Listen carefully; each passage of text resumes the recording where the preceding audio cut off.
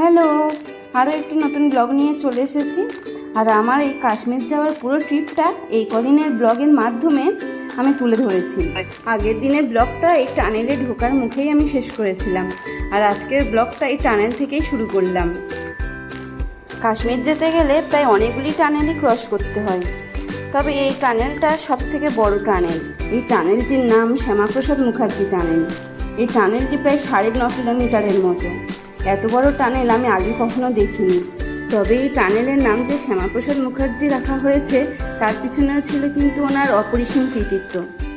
তো সে যাই হোক, এই টানেলের মধ্যে দিয়ে যখন যাচ্ছিলাম মনে হচ্ছিল যেন রাত্রে কোনো ব্রিজের উপর দিয়ে যাচ্ছি।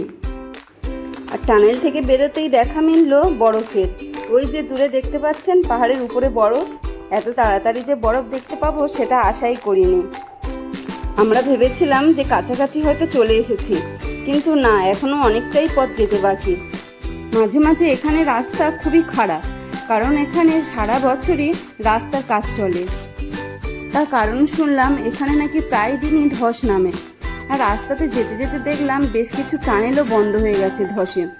আর পাশ দিয়ে দেখছি নতুন করে টানেল বানানো হচ্ছে। তার জন্য এখানে 12 মাসই রাস্তার কাজ চলে। সেজন্য রাস্তাঘাট জ্যামও হয়, আর রাস্তাঘাটের অবস্থাও ভীষণ খারাপ। কিন্তু শুধুমাত্র যে জায়গাটুকুতে কাজ হচ্ছে সেই জায়গাটুকুরই রাস্তার অবস্থা খারাপ। তাছাড়া পুরো রাস্তাটা কিন্তু খুবই ভালো। আর এই রাস্তাতে কাজ চলার কারণে রাস্তাতে প্রচণ্ড ধুলো ছিল, আর তার ফলে আমাদের লাগেজগুলোও প্রচণ্ড ধুলো হয়ে গেছিলো। পরে জানা গেল ওই লাগেজগুলোকে এখানে ঢেকে আনতে হতো। আর এরপরে আমরা সকালের ব্রেকফাস্টের জন্য একটা ধাবাতে নেমে গেছিলাম। আর এখান থেকেও দেখুন পাহাড়ের উপরে চারিদিকে বরফ দেখা যাচ্ছে। তো ব্রেকফাস্ট করে কিছুক্ষণ গাড়িতে আসার পরে দেখলাম সব গাড়িগুলোকে এখানে আটকে দিচ্ছে। তো প্রথমে বুঝলাম না কী কারণে গাড়িগুলোকে আটকাচ্ছে, ভাবলাম হয়তো কোনো চেকিংয়ের ব্যাপার আছে হয়তো। তারপরে জানলাম কী কারণে এখানে গাড়িগুলোকে আটকাচ্ছে। আর গাড়িতে বসে থাকতে থাকতে গাড়ির পিছন দিয়ে হঠাৎ দেখি এই বরফের পাহাড়টা, কী পরিমাণ বরফ পড়েছে দেখুন। আর এদিকটাতে দেখি একদল ভেড়া যাচ্ছে তাদের মালিকের সাথে। আর এখানে আর সব কিছুর মতো ভেড়াটাও কিন্তু ভীষণ, রাস্তাঘাটে পাহাড়ে সব জায়গাতেই ভেড়া চড়তে দেখা যায়। আর বেশ অনেকক্ষণ হয়ে গেছে এখানে গাড়িটা দাঁড়িয়ে রয়েছে। তা গাড়িতে বসে থাকার জন্য কিন্তু আমরা একটুও বোর হইনি। তার কারণ এখানে প্রকৃতির এত সুন্দর রূপ, সব দেখতেই আমরা ব্যস্ত ছিলাম। তারপরে দেখছি একের পর এক হকার্স আসছে ব্যাট বিক্রি করতে, কারণ আমরা সবাই জানি এখানে ব্যাট কাঠের জিনিস খুবই বিখ্যাত। আর এই যে এই কারণে গাড়ি এতক্ষণ দাঁড়িয়ে রয়েছে। মিলিটারিদের কনভয় বেরিয়েছে, তাই এখানে কনভয় বেরোনোর ফলে সমস্ত গাড়িকে দাঁড় করিয়ে দেওয়া হয়। আর সেই কারণেই একটু রাস্তাঘাট জ্যাম হয়। তো কনভয় বেরিয়ে গেলে সমস্ত গাড়িকে ছেড়ে দেওয়া হয়।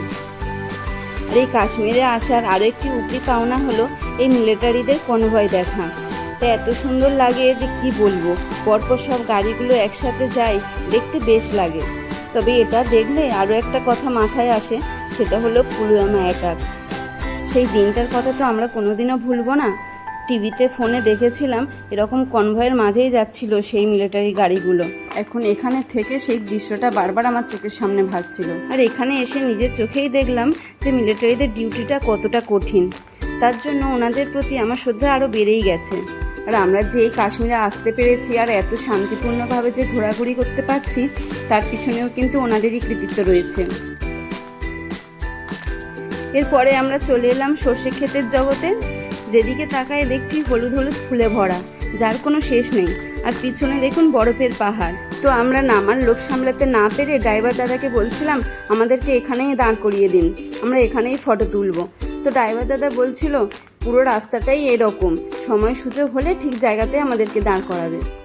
তো এই জায়গাটা দেখে আমার অনেকগুলো সিনেমার গানের কথা মাথায় আসছিল, যেখানে সামনে সর্ষে ক্ষেত আর পিছনে বরফের পাহাড়। তো সর্ষে ক্ষেতের মধ্যে নায়ক নায়িকা দেখতাম নাচানাচি করতো। তো সেজন্য আমরাও নেমে পড়লাম একটা জায়গা দেখে। এরপরে ড্রাইভার দাদা আমাদেরকে একটা দোকানে এনে দাঁড় করালো। আর এই দোকানটাতে এখানকার বিখ্যাত কাওয়া টি, বিভিন্ন ধরনের ড্রাই ফ্রুটস, ব্রেড সবই পাওয়া যাচ্ছে। আর দোকানের ভিতরটা অসম্ভব সুন্দরভাবে সাজানো, আর কাঠের ডেকোরেশনও দেখার মতো। আর এখান থেকে আমরা সবাই 1 কাপ করে কাওয়া টি আর একটু করে ব্রেড খেয়ে নিলাম। আর বাড়িতে নিয়ে যাওয়ার জন্য একটা করে কোটো নিয়ে নিলাম কাওয়া টির। খেতে বেশ মোটামুটি ভালোই ছিল। আর ওই চাটাতে এখানকার বিভিন্ন মশলা, ড্রাই ফ্রুটস, নারকেল এইসবই মেলানো ছিল। আর আমরা এখানে যে চাটা খেলাম কাপে, ওটা কোনো পয়সা লাগেনি, ওটা ফ্রিতে দিয়েছিল টেস্ট করার জন্য। তো আমরা মোটামুটি কাছাকাছি চলেই এসেছি, আর বেশিক্ষণ লাগবে না। তো আজকের এই ভিডিওটা আমি এখানেই শেষ করছি। ভিডিওটি ভালো লাগলে একটি লাইক করে দেবেন আর আমার চ্যানেলটি সাবস্ক্রাইব করবেন। তাহলে আজকের মতো বাই বাই।